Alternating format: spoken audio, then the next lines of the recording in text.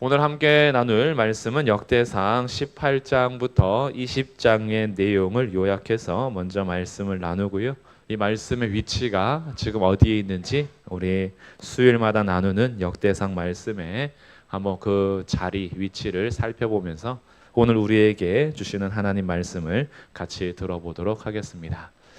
지금 다윗이 이스라엘의 왕이 되어서 가장 핵심적으로 중요하게 생각하는 것은 무엇이냐 하면 하나님의 임재입니다.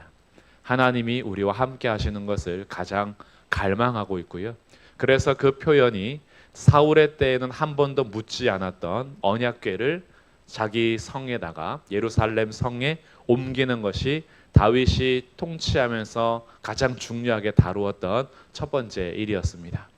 그래서 빼앗겼던 언약궤, 그리고 멀리 무관심했던 그 언약궤를 다시 옮기는 역사가 이루어지고, 그 언약궤를 옮기고 나서 다윗이 지내다 보니까 내가 살고 있는 궁전은 백향목으로 지어진 으리으리한 궁이고, 언약궤를 모시는 하나님이 임재가 있는 그 상징이 되는 언약궤를 모시는 장소는 천막으로 이렇게 쳐져 있으니 다윗의 마음에 소원이 하나 생겼는데 성전을 짓고 싶다라는 그 마음이 생긴 거죠. 하나님의 임재하는 그 전을 내가 더 정말 웅장하게 짓고 싶다, 이런 마음이 생겼습니다. 그래서 그날 나단 선지자가 하나님께서도 허락하실 거니까 다윗 왕에 있는 마음대로 한번 행해 보십시오라고 했어요. 근데 그날 밤에 하나님께서 나단 선지자에게 말씀하십니다. 다윗의 때는 아니다. 다윗은 성전을 지을 수 없다라고 하시면서 하나님께서 다윗에게 하시는 약속이 17장에서 기록이 되는데, 우리가 17장을 두 주간 살펴보면서 다윗에게 하신 언약이 얼마나 중요한가 살펴보았어요. 그 언약 중에서 하나님께서 하시는 말씀이 어떤 말씀이 있었냐 하면 우리 17장 8절 말씀 한번 보겠습니다. 17장 8절에서 하나님께서 이런 말씀을 하세요. 내가 어디로 가든지 내가 너와 함께 있어 내 모든 대적을 내 앞에서 멸하였은즉 세상에서 존귀한 자들의 이름 같은 이름을 내게 만들어 주리라. 이 하나님께서 약속하신 거예요. 너가 양떼를 치고 있을 때 데려다가 내 양의 내 백성들의 목자로 내가 너를 주권자로 삼았다. 이제 너가 어디로 가든지 내가 너와 함께 있어서 너의 앞에서 대적들을 다 멸하여 너의 이름을 존귀하게 하겠다라고 약속하신 장면이 있어요. 그 장면에 대한 하나님의 통치가 요약돼서 기록되는 게 18장부터 20장이라는 거예요. 18장부터 20장의 내용은 어떤 내용이냐 하면 다윗이 정말 약속하신 대로 어디로 가든지 하나님께서 이기게 하시는 장면입니다. 한번 간략하게 먼저 볼게요. 18장 1절에 보시면 그 후에 다윗이 블레셋 사람들을 쳐서 항복을 받고, 블레셋 사람들에게 항복을 받아냈어요. 2절에 보니까 모압을 침해 모압 사람이 다윗의 종이 되었다.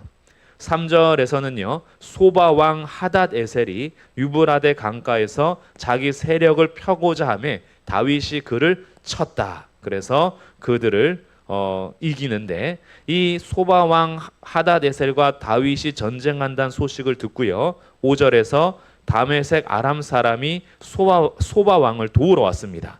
그런데 아람 사람 2만 2천 명을 다윗이 죽이고 승리하죠. 그래서 결국 6절에 다메섹 아람의 수비대를 두매 아람 사람도 다윗의 종이 되어 조공을 바칩니다. 그리고 7절에 그 소바왕 하닷 에셀도 신하들이 가진 금방패를 빼앗기게 되고 승리를 다윗이 하게 되지요. 그가 거기에 있었던 금과 놋을 다 가지고 왔다라고 합니다. 그리고 나서 또 11절에 보니까 다윗 왕이 그것도 여호와께 드리되 에돔과 모압과 암몬 자손과 블레셋 사람들과 아말렉 등 모든 이방 민족에게서 빼앗아 온 은금과 함께하여 드리니라. 지금 주변에 있는 국가들을 다 정복하고 있다는 얘기예요. 13절 다윗이 에돔의 수비대를 두매 에돔 사람이 다 다윗의 종이 되니라. 그러니 블레셋, 모압, 에돔, 아람, 소바 왕, 이 이스라엘의 중심으로 주변의 모든 국가들이요 다윗에게 무릎을 꿇고 조공을 바치게 되는 기록을 18장에서 하고, 암몬 왕도 그와 함께 친분이 있었는데 19장의 내용은 암몬 왕과 다윗의 사이에서 관계가 있다가 암몬 왕이 죽습니다. 그러자 그 아들이 대신해서 왕이 됐는데 암몬 왕이 죽었다라는 소식을 듣고 조문을 간 거죠. 신하들 조문을 보냈습니다. 그랬는데 돌아가신 아버지 아들이 왕이 되어서 조문객이 왔는데 신하들이 하는 말이 다윗이 순수한 마음으로 조문객을 보냈냐 이거예요. 그러지 않았을 거다. 우리를 염탐하고 정탐하기 위해서 보냈을 것이다 라는 이야기를 듣고 조문하러 온 이 선한 마음을 그 배반해서요 그 사람들에게 수치를 줍니다. 수염을 깎아버리고 옷을 잘라버려서 아주 수치심을 가지고 가게 돌려보내요. 이것은 단지 조문객 신하들에게 한 그 멸시가 아니죠. 그를 보낸 다윗 왕에 대한 멸시인 겁니다. 그래서 아람하고 다윗하고 다시 또 이 암몬 사람들하고 다윗하고 다시 전쟁을 하게 되는데 이 암몬 자손을 또 아람 사람이 또 도와주려고 와요. 아까 소바 왕이 싸울 때 아람 군대가 도와주러 왔다가 아람 군대가 또 패배했었는데 암몬 사람들이 또 공격 전쟁을 한다니까 아람 사람이 또 연합해서 하다가 두 국가가 다 다윗에게 패배를 합니다. 그래서 19절에 이렇게 얘기를 해요. 19장 19절 하다네셀의 부하들이 자기가 이스라엘 앞에서 패하였음을 보고 다윗과 더불어 화친하여 섬기고 그 후로는 아람 사람이 암몬 자손 돕기를 원하지 아니하였더라. 이제는 한편 돼서 다윗 공격 안 하겠다라는 거죠. 이렇게 해서 다윗이 승리를 하고요.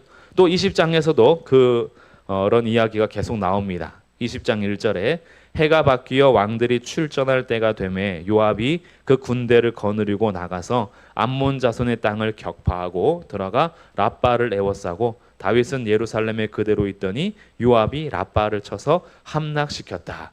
이 장면은요 사실 사무엘의 이야기에서는 다윗이 밧세바를 범하게 되는 그 전쟁의 사건이에요. 다윗은 예루살렘에 그대로 있고 요압이 랍바를 쳐서 치러 갔을 때에 다윗이 예루살렘 성을 거느리다가 목욕하는 여인을 보고 누구냐 알아보고 우리아의 아내라는 것을 알면서도 동침했던 그 사건이 이 랍바 전쟁에서 일어나는 사건인데 역대기는 그것에 관심이 없어요. 다윗이 죄를 짓는 것에 관심이 있는 것이 아니라 지금 역대기는 하나님께서 약속하신 다윗의 국가를 재조명하는 중에 있어요. 다윗의 그 이야기는 사무엘 하에 기록되어 있으니까 그것을 다시 쓰지 않고요. 하나님께서 다윗에게 약속하신 대로 지금 모든 전쟁에서 이기게 하시고 모든 국가들이 다윗에게 무릎을 꿇어 다윗의 이름을 명성을 높여주고 있음을 조명해주고 있는 거죠. 그렇게 해서 마지막 20장 4절부터 8절까지도 보면 블레셋 사람들과의 전쟁에서 거인족들도 결국 다윗의 신하들에게 패배하는 그런 기록들을 통해서 다윗이 정말 골리앗을 물리쳤던 그 영광처럼요. 다윗의 신하들도 6절에 보니까 우리 5절 20장 5절에 다시 블레셋 사람들과 전쟁할 때에 야일의 아들 엘하난이 가드 사람 골리앗의 아우 라흐미를 죽였는데 이 사람의 창자루는 배틀째 같더라. 또 가드에서 전쟁할 때에 그곳에 키 큰 자 하나는 손과 발에 가락이 6이 모두 24이 있는데 그도 키가 큰 자의 소생이다. 이 거인족들을 말하는 거예요. 이 거인족들도 결국 다윗이 처음에 골리앗을 물리쳤던 것처럼 다윗의 신하들도 이 거인족들을 이기는 거죠. 그러니까 다윗의 국가가 이 정도로 높아진 겁니다. 그래서 하나님께서 다윗의 나라를 높여주시는 이야기, 모든 이 국가들을 점령하고 다윗의 명성이 높아지는 이야기가 18장부터 20장에 기록되어 있습니다. 먼저 이 이야기는 첫 번째, 하나님께서 약속하신 것이 이루어지고 있는 거예요. 하나님께서 다윗에게 성전을 짓겠다라고 하신 그의 소원은 거절하셨지만 하나님이 뭘 약속하셨냐 하면 너가 나를 위해서 집을 짓는 것이 아니라 내가 너를 위해서 집을 짓겠다. 그래서 너의 명성을 높일 것이고 너의 왕위를 영원하게 하겠다 약속하셨어요. 그것에 대해서 먼저 다윗의 명성을 높이시고 주변의 국가들을 다 점령하여서 태평을 이루게 하시는 하나님의 도우심을 18장부터 20장에 보이는 거죠. 그래서 18장부터 20장의 전쟁의 핵심은 뭐냐? 그 전쟁의 핵심이 저희가 읽었던 18장 6절하고 13절입니다. 자, 핵심을 다시 한번 찾아볼까요? 핵심이 뭘까요? 다윗이 어디로 가든지 여호와께서 어떻게 하셨어요? 이기게 하시니라. 이게 핵심인 거예요. 다윗이 어디로 가든지 누가 이기게 하셨다고요? 여호와께서 이기게 하셨다고요. 그래서 18장 6절에서도 그 이야기를 하고 13절에서도 똑같이 이야기합니다. 다윗이 어디로 가든지 여호와께서 이기게 하셨더라. 전쟁은 주께 속한 것이잖아요. 주님께서 다윗과 함께 하셔서 다윗이 어디로 가든지 승리하는데 그 승리한 이유는 다윗의 지략도 아니고 능력도 아니고 군사력이 아니라 여호와께서 이기게 하셨더라. 그래서 하나님께서 자신의 약속을 지켜가십니다. 근데 여기에는 또 하나가 있어요. 하나님께서 약속을 지켜가실 뿐만 아니라 그 앞에 언약궤를 모셔두면서 다윗이 했던 기도가 있어요. 다윗이 무슨 기도를 했느냐? 우리 16장 한번 보겠습니다. 16장에 보시면요. 다윗이 이렇게 기도합니다. 16장 35절 함께 읽어보겠습니다. 16장 35절 시작. 너희는 이르기를 우리 구원의 하나님이여 우리를 구원하여 만국 가운데에서 건져내시고 모으사 우리로 주의 거룩한 이름을 감사하며 주의 영광을 드높이게 하소서 할지어다. 아멘. 다윗이 언약궤를 모셔서 예루살렘 성에 옮겨두고 첫 번째 옮길 때는 실패했었잖아요.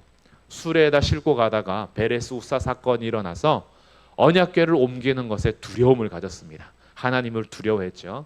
그러다가 3개월이 지나고 나서 이 언약궤는 레위 사람들이 메고 옮기는 것이구나 라고 알고 나서 레위 사람들이 메고 올라가는데 너무 기쁜 거예요. 한번 실패를 해봤기 때문에 언약궤가 우리 예루살렘 성에 들어온다는 것 자체가요. 이게 당연한 것이 아니란 걸 알게 됐어요. 당연한 게 아니었구나. 우리의 삶에서 그런 걸 느낄 때가 있잖아요. 우리가 오늘도 아침에 일어나는 것, 오늘도 숨 쉬는 것, 밥을 먹을 수 있는 것, 걸어갈 수 있는 것, 뛸 수 있는 것, 이것이 당연하게 여겨지다가 어느 순간에 좀 아플 때, 먹고 싶어도 못 먹을 때, 뛰고 싶을 때 못 뛸 때, 걷고 싶은데 너무 힘들어서 일어날 힘조차 없을 때 그때 알게 되는 게 뭐냐 하면 내가 아침에 눈 떠서 벌떡 일어나 걸을 수 있는 게 은혜였구나. 이걸 알게 될 때가 있어요. 그러면서 교회 올 때도 마찬가지잖아요. 당연히 수요일이니까 오고 주일이면 가고 이렇게 생각했는데 어느 날은요. 가고 싶어도 못 올 때가 있어요. 그때 알게 되죠. 내가 예배하러 갈 수 있다는 것이 은혜였구나. 이걸 알게 돼요. 우리의 사람은 실패를 경험하고 고난을 겪으면 그 실패와 고난을 통해서 내 삶에 당연한 것이 당연한 게 아님을 알게 됩니다. 그래서 우리의 일상에서요. 특별한 거 말고 평범한 것이 곧 특별함이에요. 신기한 거죠. 우리는 자꾸 어렸을 때부터도 우리 아이들한테도 그런 시선을 가질 수 있어요. 우리 아이는 남들보다 좀 특별한 아이, 좀 더 잘 나가는 아이, 좀 천재성이 있는 거 아닌가? 이런 마음들을 가지면서 남들보다 조금 더 특별하면은 뿌듯함을 느낄 때가 있거든요. 근데 사실은 평범하게 사는 것이 우리 일상의 그리고 우리의 인생의 특별함이에요. 신기한 거죠. 너무 특별하지 않아도 된다. 그냥 우리의 삶을 평범하게 살 수 있다는 것이 지나고 보니까 이게 은혜가 아니면 안 되는 거예요. 그러니까 다윗이요. 만약에 실패하지 않았다면 언약궤를 옮기는 것 너무 당연하게 여겼겠죠. 내가 원했고 난 언약궤 앞에서 하나님 앞에 묻는 것을 원했고 하나님을 갈망했어요. 그래서 실패 없이 만약에 옮겼다면 다윗이 그렇게 소중함을 조금 덜 알았을 수도 있어요. 근데 한번 실패하니까 두려움을 가졌는데 레위 사람이 메고 걸어가는 한 걸음 한 걸음 한 걸음이 너무 기뻐서 그 앞에서 어떻게 했어요? 막 춤췄잖아요. 춤추면서 들어왔습니다. 그러니 언약궤를 모셔다 둔 것이 너무 감사한데 그 감사의 찬송을 하며 기도하면서 했던 기도의 내용 중에 35절을 보니까 너희는 이렇게 말하라는 거예요. 우리 구원의 하나님이여 우리를 구원하여 만국 가운데에서 건져내시고 모으사 우리로 주의 거룩한 이름을 감사하며 주의 영광을 드높이게 하소서 할지어다. 이 기도가 있었어요. 이 기도에 하나님께서 응답하시는 또 사건이 18장부터 20장이에요. 이스라엘을 중심으로 주변에 있는 만국 가운데에 하나님께서 이스라엘 백성들을 건지시고 구원하시고 함께 하셔서 이기게 하시니까 그럼 다윗의 반응은 어떻게 해야 될까요? 다윗의 반응은 역시 내가 명장이야. 역시 내가 제대로 된 왕이야. 이렇게 하는 것이 아니라 이기게 하시고 구원을 베풀어 오신 하나님을 알기에 그가 전쟁이 끝나면서 하는 행동들이 있어요. 무슨 행동을 하느냐?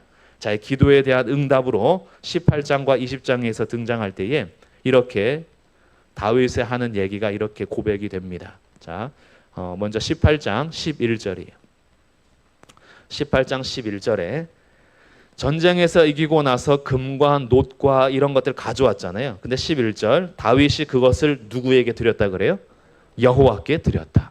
이게 감사의 고백인 거예요. 하나님께서 우리를 구원하심에 대해서 이기게 하셨음에 대해서 반응하는 거죠. 그 반응이 뭐냐 하면 그들이 바친 조공 이것이 내게 아닌 거예요. 그들이 나한테 바치고 내가 전쟁에서 이겨서 갖게 된 전리품들이 내게 아니라 누구 거냐 하면 여호와 건 거예요. 그래서 그가 다윗 왕이 그것도 여호와께 드렸는데 설명을 보니까 18장 11절에 에돔, 모압, 암몬 자손, 블레셋 사람들, 아말렉 등 모든 이방 민족에게서 빼앗아 온 은금과 함께하여 드렸다. 그렇죠? 그러니까 전쟁에서 이긴 모든 은금은 다 누구한테 드린 거예요? 여호와께 드린 거예요. 그럼 이것이 다윗의 고백인 거죠. 이것은 내 능력이나 내가 잘나서가 아니라 여호와께서 이기게 하신 것이며 우리가 하나님 앞에 기도하며 주님께서 이기게 하신 것에 대해서 생각해 보니까 이 모든 영광은 주님이 받으셔야 하는 거예요. 그래서 주님 앞에 예물을 올려드리면서 하나님 앞에 바치며 주님께 감사하고 영광을 올리게 되죠. 아마 찬양했다면 이렇게 찬양했을 거예요. 우리 구원의 하나님이시여 우리를 이기게 하시는 승리의 하나님이시여 이렇게 하나님의 이름을 높였겠죠. 그렇게 하면서 하나님 앞에 예물을 드리며 은금으로 바쳐진 이것이 나중에 다 성전을 지을 때의 재료가 됩니다. 성전 지을 때 금과 은과 놋과 이런 것들 정말 많이 필요했거든요. 다윗이 전쟁에서 가지고 온 것들을 하나님 앞에 바쳤던 이것이 성전 준비가 되는 거예요. 성전에 대한 재료 준비로서 이렇게 다 하나님 앞에 예물로 드리게 됩니다. 그러고 나서 다윗이 세 번째 전쟁에서 이긴 다음에 그가 했던 행동. 자, 이 우리가 18장부터 20장 다시 정리해요. 이 첫 번째는 누가 이기게 하셨냐 하면 여호와께서 이기게 하셨는데 이것은 다윗과 한 약속을 이루어 가시는 하나님의 신실하심이다. 두 번째는 우리가 다시 보니까 언약궤 앞에서 기도했던 다윗의 기도의 내용을 한번 살펴보면서 하나님께서 다윗의 그 작은 기도를 기억하시고 다윗에게 이런 승리와 구원을 베풀어 주셔서 다윗은 거기에 대한 응답으로 하나님께 감사와 영광을 돌리고 있더라. 그 세 번째, 이 전쟁에서 이기게 하시는 전쟁에서 하나 또 기록되는 것이 무엇이냐 하면 18장 14절입니다. 18장 14절 다윗이 온 이스라엘을 다스려 모든 백성에게 무엇을 행했냐 하면 정의와 공의를 행하였다. 이것이 다윗의 통치 요약인 거예요. 다윗이 하나님의 대리인으로서 이스라엘을 다스립니다. 내가 이겼다라고 해서 모든 주변의 국가들이 나한테 조공을 바치고 이스라엘의 명성이 높아지고 다윗의 명성이 높아졌다라고 해서 다윗이 상실하지 않은 게 있었어요. 다윗은 자기가 왜 왕이 된 줄 알아요. 그것은 하나님의 양들, 하나님의 백성들을 돌보는 것입니다. 그 왕으로서 돌보는 최고의 돌봄은 정의와 공의를 행하는 것이고 나중에 우리가 이제 다음 주에 살펴볼 것은 하나님의 은혜를 의지하여서요. 백성들을 사랑하게 되는 것까지 연결이 돼요. 그래서 다윗의 국가의 통치 두 가지를 꼽으라 그러면 정의와 사랑입니다. 많이 들어본 거죠. 공의와 사랑 많이 들어보지 않았습니까? 이게 누구의 성품이고 다스림이에요? 하나님의 성품과 다스림이에요. 하나님께서 이 땅을 통치하실 때 정의, 공의와 사랑과 은혜로 통치하시죠. 그러니 다윗의 국가는 누구가 모델이 되냐 하면 하나님이 모델이 되는 거예요. 왜 그럴까요? 다윗의 국가는 다윗의 나라가 아니라 하나님의 나라이기 때문에. 그래서 하나님 나라의 대리인으로 다윗이 왕으로 있는 것이지 하나님과 동등된 왕으로서 내 나라를 세운 게 아닌 거예요. 그러니 다윗은 하나님의 말씀 앞에서 하나님의 정의와 공의를 행하는 대리 통치자로서 그 역할을 잘 감당하더라. 그래서 그의 이기게 하시는 이 역사 속에서 다윗의 나라가 정의와 공의로 흘러가는 것들을 보게 됩니다. 우리는 이 말씀을 통해서 우리의 삶에서도 생각해 볼 수 있어야 하는 거예요. 하나님께서는 오늘도요, 우리가 성전을 약속한 것도 아니고 그렇다라고 해서 우리는 지금 예루살렘 성전에서 예배하는 것도 아니죠. 그러나 우리에게는 참 성전 안에 들어오게 하시는 예수 그리스도의 은혜의 시대에 살고 있습니다. 성막과 성전의 실체는 누구냐 하면 예수님이시잖아요. 그 예수님이 진짜 성전이신데 우리를 찾아오셔서 우리를 예수님 안에 들어오게 하셨어요.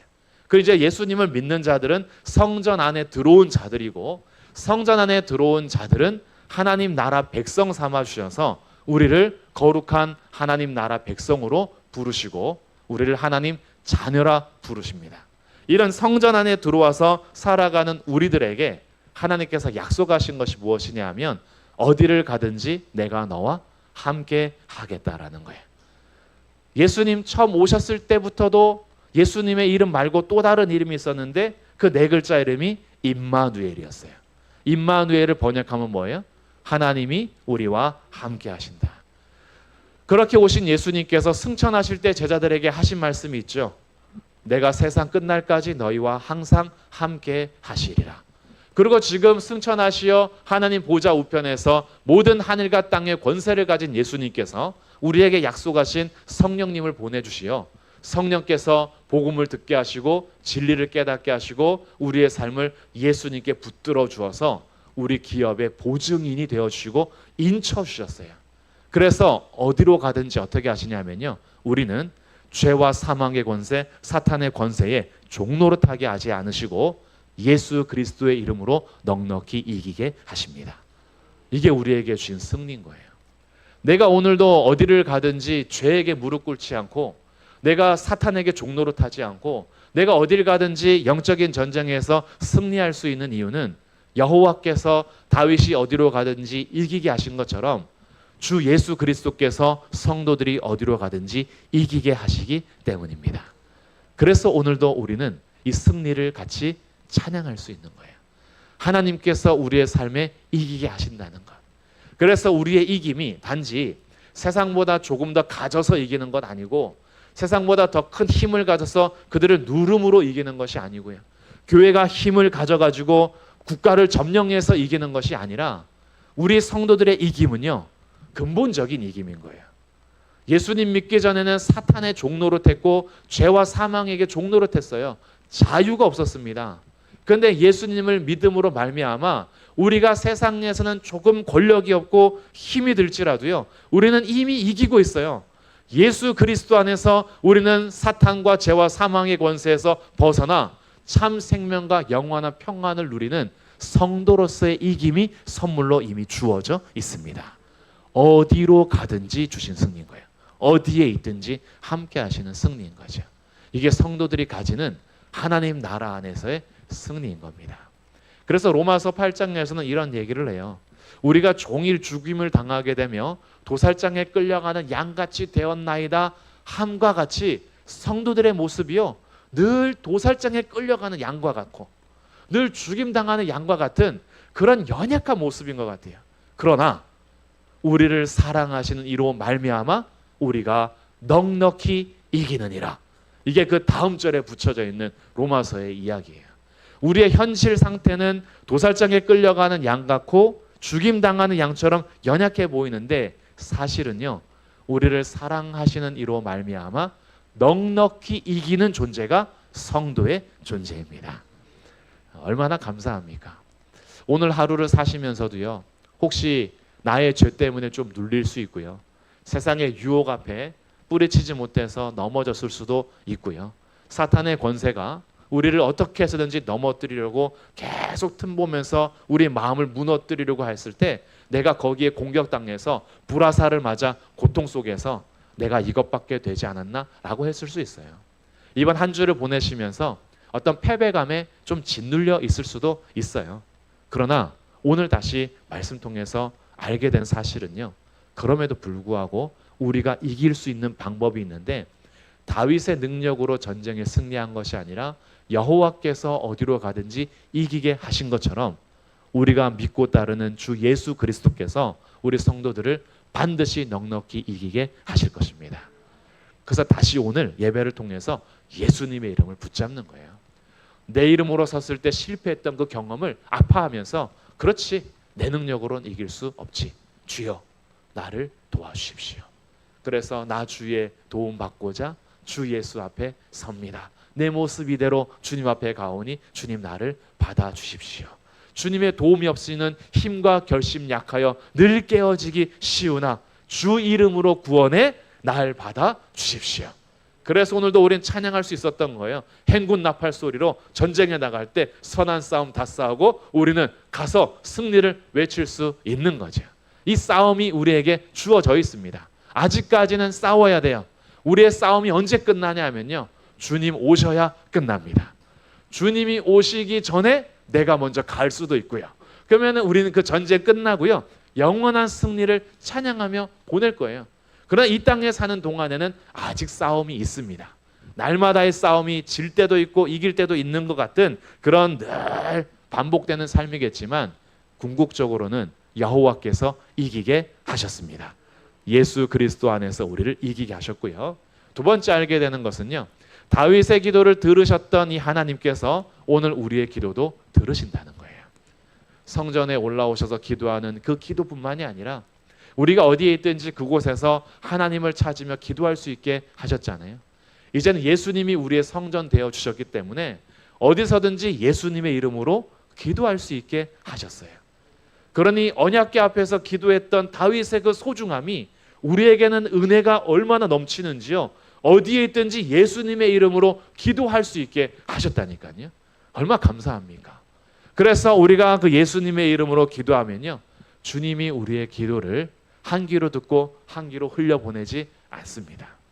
우리는 주의 말씀을 그렇게 할 때가 많은데요, 주님은 우리의 기도를 그렇게 한 귀로 듣고 한 귀로 흘려보내지 않으세요.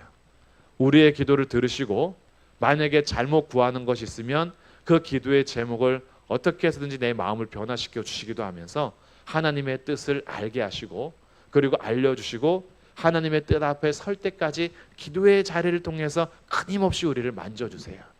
그래서 그 기도의 내용이 때로는 잘못될 수도 있지만, 그러나 기도하다 보면요, 주님과의 그 만남의 시간이 더 중요해지는 거예요.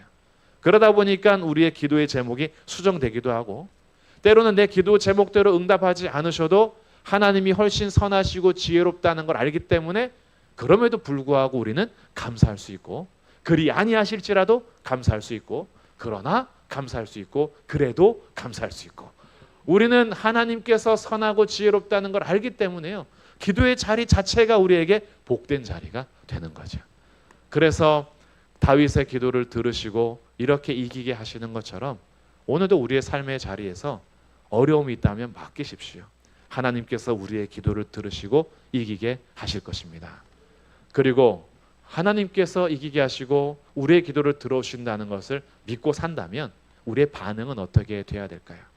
우리의 반응은 다윗이 이김의 자리에서 얻은 것을 내 것이라 하지 않고 하나님 앞에 감사하며 영광 돌리며 예물을 드렸던 것처럼요, 주님 앞에 감사와 예배를 드릴 줄 알아야 돼요. 우리의 삶에서 하나님 승리 주신 것에 대한 감사, 그래서 때로는 그것이 헌금으로 표현되기도 하고, 그것이 나눔으로 표현되기도 하고, 그것이 내 봉사로 표현되기도 하고, 하나님 앞에 기도로 표현되기도 해요. 감사의 표현은 여러 방법이 있지만, 그러나 우리가 반드시 내 삶의 자리에서 구원을 베푸시고 내 기도를 들으신 하나님 앞에 반응이 있어야 되죠. 간절하게 기도할 때에는 그렇게 붙들다가 응답된 다음에는 입쓱 닫는 경우가 얼마나 많습니까? 그냥 내가 잘나서 시간이 돼서 된 줄 알아요. 가만히 돌아보면 우리가 하나님의 응답을 잊어버리고 살 때가 정말 많은 것 같아요. 사실 생각해 보면 지금 내가 그 자리에 그리고 여기까지 인도하신 것을 다시 오늘 돌아보면 그때 그 작은 신음소리에도 주님이 응답해 주신 거구나. 이것을 알게 되면 그 자리에서 감사가 이어졌어야 되는데 그건 잊어버리고 또 오늘의 문제만 보이는 거예요. 또 오늘 내가 해결해야 될 일만 보이는 거죠. 근데 우리들이 늘 하나님 앞에 기도하는 것들을 그래서 정신 차리고 기도하라는 거예요. 정신 차리고. 기도한 거 뭔지도 모르고 잊어버리지 말고 정신 차리고 하나님 앞에 기도하고 진심으로 기도하고 내가 뭘 기도했는지 분명히 알고 그래서 구체적으로 기도하고 그러다가 하나님께서 응답하시는 자리에서 하나님 앞에 감사하는 거죠. 감사하고 하나님께 영광 돌리고 주의 이름을 높이며 내 구원의 하나님이시여 라고 하나님을 찬송하며 기도할 수 있는 것, 이것이 우리의 반응이 되어야 할 것입니다.